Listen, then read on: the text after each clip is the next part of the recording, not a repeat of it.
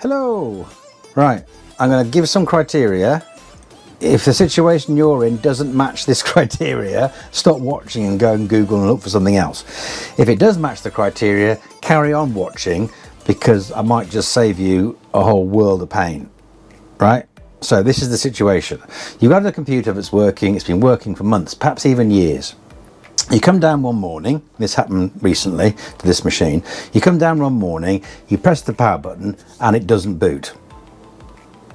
So you think that's weird, so you press and hold the power button, or you flick the power switch at the back and you turn it on again and it still doesn't boot.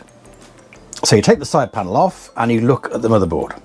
Now this motherboard is B550, it's the ROG Strix motherboard, so it's got diagnostic LEDs and it's got a post screen, a little display as well.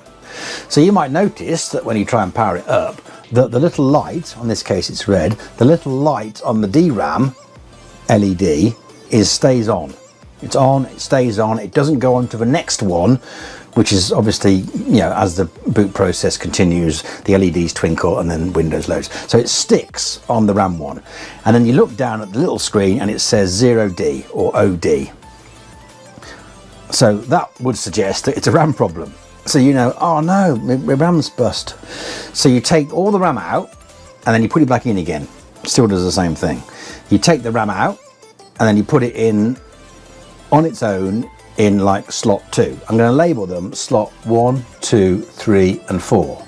So at the moment these sticks are in 2 and 4, which is where they should be for dual channel operation on this motherboard, because I fixed the problem, right?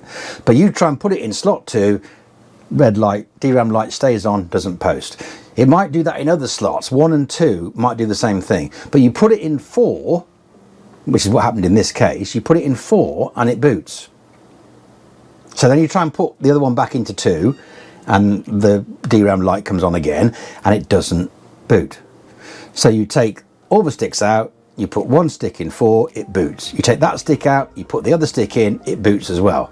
So that kind of suggests it's not the RAM.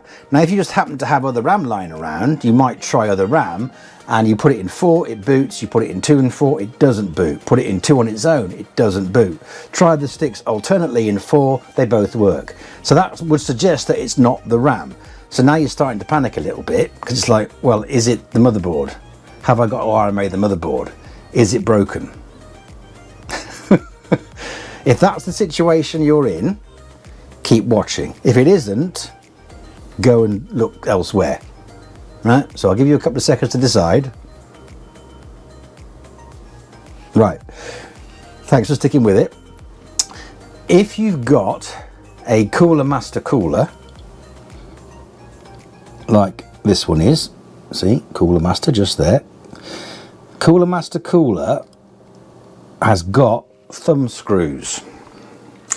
So you might be searching on the internet and find lots of posts on Reddit about how it's like a bent CPU pin, but that doesn't really work, does it, if your computer's been working? So something else is going on. So what I did with this machine is I loosened the thumb screws. So how best to describe it? Well, you've got the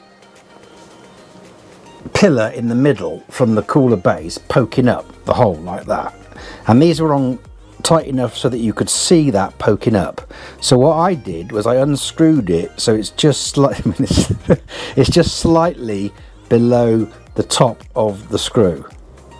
Okay, so it's gone from there to there. It's gonna make the thumbnail look interesting, isn't it? So there to there, right? So I loosened it and I did it on both. So that one is slightly below the top of the screw, and that one is also slightly below the top of the screw, and as you can see, it's working now. So the problem is your CPU cooler's on tight, and I think this is only really going to happen with CoolerMaster coolers that use thumb screws for the main mounting. Other manufacturers, and maybe some of the CoolerMaster coolers, they have screws or bolts that have screwdriver marks in them, cross hatching, or little slots to put your screwdriver in, and the actual bolts they use and the screws they use aren't necessarily full threads all the way along the shaft of the screw. They might have a little bit at one end and then it goes smooth for the rest of the screw up to the screw head. So when you're screwing it in, the screw goes in, but because the thread stops, the screw stops. So it doesn't really matter how fast you put it in or how hard you put it in, the screw will only go in a certain distance before it stops, and you get massive resistance, so you stop screwing. Now with these, they're thumb screws, so they're designed, they haven't got any marks for screwdrivers, so they're designed to be put on with fingers. So if you get 10 people to put this on, 10 people are going to do it in 10 different ways. Unless they've all got the same torque or the same strength or the same feedback in their fingers, they're going to put it on at different tightnesses, aren't they? So this one was on too tight, and it didn't make a lot of difference until I think the weather got a bit hot and it sort of jiggled things around a bit and upset it. So what I did was I loosened the cooler, and that obviously took the pressure off whatever was being squashed, probably the processor, maybe the motherboard was warped as well. Something was, that compression upset something that stopped the second RAM slot from working. So once I relieve that pressure slightly, it starts working again. Yeah? So, I mean, if you look on Reddit, you get lots of things like, oh, maybe your processor pins are bent, which doesn't really work with this, because it's like, why was it working before? So I was actually going to think, well, maybe they are bent. So I started taking it off, and I thought, actually, I don't think I can be asked to take this whole thing apart, so I'll just unscrew it a little bit and see what happens, and it works. So hopefully this has saved you a whole world of pain, because if you send the motherboard back and they test it, they're going to find it works, aren't they? If you send the processor back and they test it, they're going to find it works. The RAM, we've already established that the RAM works, and you can do that using, you know, what I described at the start of the video. So the RAM wasn't going to get RMA'd, was it? But the motherboard might, and the processor might, and even then you've got to take the whole thing apart, take your drive out. And have you still got the original boxes? It just becomes a nightmare, doesn't it? So before you go down that rabbit hole, try this first. Just loosen the cooler.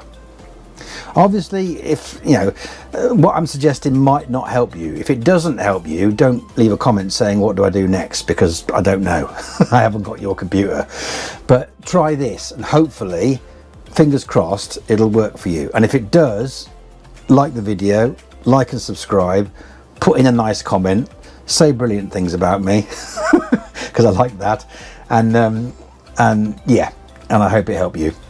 So thanks for watching, and yeah, see ya.